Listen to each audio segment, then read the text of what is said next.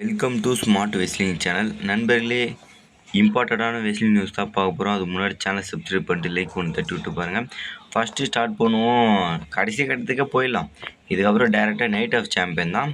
Monday நைட்ரால் சில விஷயங்களை எதிர்பார்க்கலாம். மண்டே நைட்ரா முடிஞ்சதுக்கப்புறம் தான் இந்த வீடியோ அப்லோட் பண்ணுவோம்னு நினைக்கிறேன். அது ஃபர்ஸ்ட் ஆஃப் ஆல் பார்த்தீங்கன்னா இந்த மூணே இது தான். இப்போ ஜே ஊசோ ஒபாஃபெமி ஃபைனலு ஆல்ரெடி சொன்னது தான் இதுதான் நடக்க போகுதுன்னு. ஏன்னா ஜவான் எவான்ஸ்லாம் அந்தளவுக்கு இன்னும் ரெடி பண்ணலை டபிள்யூடபிள்யூ. அவருக்கும் ஒபாஃபெமிக்கும் king of the tournament main event வைக்கிற அளவுக்குலாம் அது ஒர்த்து இல்லை. ஜே ஊசோ இதுனா ஓகே, ஏன்னா ஜே ஊசோக்காண்டி இல்லை, ஜே ஊசோக்கு பின்னாடி இருக்க பிளட் லைனுக்கோசரம். ரோமன் இருக்கார், ரோமன் மேபி விட்டுருங்க, அவர் இதில் இன்டர்ஃபியர் ஆக மாட்டார். இவர் இருக்கார் ஜேக்காஃப் கூட கொஞ்சம் பிரச்சனை இல்லை. ஜிம்மி ஹெல்ப் பண்ணலாம், ஆனால் ஜே பிளட் லைனுக்கு மேபி ஜேக்காஃப் ஹெல்ப் பண்ணி ஜே ஊசோவும் ஜெயிக்கலாம். ஜெயிச்சு ஒபாஃபெமி தோலுக்கு அடித்து கோடிக்கிட்ட போகலாம். அது இல்லைனா எல்ஏ நைட்டு கூட ஆபத்தாக மாதிரி, ஏன்னா எல்ஏ நைட்டு கூட ஒரு ஃபியூடில் இருக்கார் Jey Uso. LA night Jey Uso attack பண்ணி அங்கே பார்த்தீங்கன்னா ஒபாஃபெமி வின் பண்ணுறதுக்கு கூட வாய்ப்பு இருக்குது. இதெல்லாம் போக ஒரு மெயின் சம்பவம் என்னென்னா பீஸ்டின் கார்னர் பிராக் லெஸ்னர் தான். பிராக் லெஸ்னர் அட்டாக் பண்ணால் டேரெக்டாக ஜே ஊசோ ஃபைனல்ஸுக்கு போயிடுவார். ஃபைனல்ஸுக்கு ஜே ஊசோ போயிட்டாருன்னு சந்தோஷப்படுத்தா, ஏன்னா ஃபைனல்ஸுக்கு ஜே அங்கே கோடிக்கிட்ட போயிட்டாருன்னா ரோமன் கிட்ட சித்ராலன்ஸ் வந்துடுவார். சித்ராலன்ஸுக்கும் ரோமனுக்கும் நடக்க போகுதுன்னு நினச்சி சந்தோஷப்படுத்தா, இல்லை ரேண்டி ஆர்டனுக்கும் கோடிக்கும் நடக்காதுன்னு நினச்சி துக்கப்படுறதான்னு தெரில.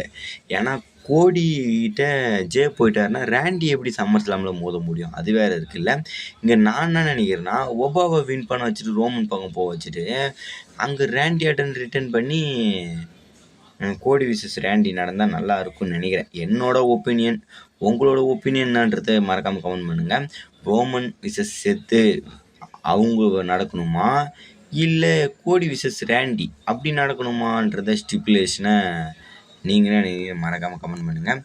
பார்க்கலாம், எது நடந்தாலும் நன்மைக்கேன்ற மாதிரி தான் நினச்சிக்க வேண்டியது. ஏன்னா டபிள்யூடபிள்யூ நினச்ச மாதிரியா பண்ணுறானுங்க, அவனுக்கு இஷ்டத்துக்கு ஒன்று பண்ணுறானுங்க, இது பண்ணுறானுங்க. நைட் ஆஃப் சாம்பியன்லாம் 6 மேட்ச் புக் பண்ணியிருக்கானுங்க. எல்லாம் 7 பண்ணுவானுங்க, இப்போ 6 பண்ணியிருக்கானுங்க. அப்படியே குறைச்சிக்கினே போயின்னுக்கிறானுங்க எல்லாத்தையும் வர அந்த மாதிரி சில செக்மெண்ட்லாம் நல்லா இருந்தது. ஜேக்கும் கோடிக்கும் இந்த செக்மெண்ட்லாம் பார்க்கும்போது கோடிக்கும் ஜேக்கும் தான் நடக்க போகுதுன்ற மாதிரி இருக்குது. இது மட்டும் இல்லாமல் இன்னொரு பக்கம் ஜே ஊசோ வின் பண்ண வச்சுட்டா ஓவர் புஷ் ஆகிடுமோ, இல்லை அவருக்கு முன்ன பேக் ஃபயர் ஆன மாதிரி ஆகிடுமோன்ற மாதிரி இதுவும் இருக்கும். ஜே ஊசோ ஆனால் வின் பண்ணுற மாதிரியே தெரில கைஸ் எனக்கு. அவர் தான் டோர்னமெண்ட்டை வின் பண்ணி கிரீடத்தை சூட்டி சாம்பியன்ஷிப்புக்கு போய் சாம்பியன்ஷிப்பு கோடிட்டு வந்து பிடுங்குற மாதிரி எனக்கு ஒரு ஃபீலே வரல. ஜே ஊசோ எனக்கு தெரிஞ்சு ஃபைனலில் முடிஞ்சிடும்னு நினைக்கிறேன் ஒரு கதை. பார்க்கலாம், உங்களுடைய கருத்து என்னன்றதை கமெண்ட் பண்ணுங்கள். என்னோட ஒப்பீனியன் பிராக் தான். பிராக் வந்தால் ஜே, வராட்டால் ஒபா, இது ரெண்டுத்தில் ஏதோ ஒன்று தான் நடக்கும். அதுக்கடுத்து பார்த்தீங்கன்னா இவரை பற்றி பேசியே ஆகணுங்க. நம்மளுடைய சாமி ஜெயின் சொன்ன மாதிரி அந்த மேட்ச் ட்ரிபிள் த்ரெட் ஆக்கினாங்களா, ஆக்கி எப்போயோ இது பண்ணிட்டாங்க. இப்போ இந்த ட்ரிபிள் த்ரெட் ஏற்பாடு பண்ணி இது நைட் ஆஃப் சாம்பியன் நடக்க போகுது. இன்னும் இந்த ஒரு வாரம் தான் இருக்குது, ஒரு வாரமே இல்லை, இன்னும் ஒரு 4 நாளே என்னமோ தான் இருக்குது.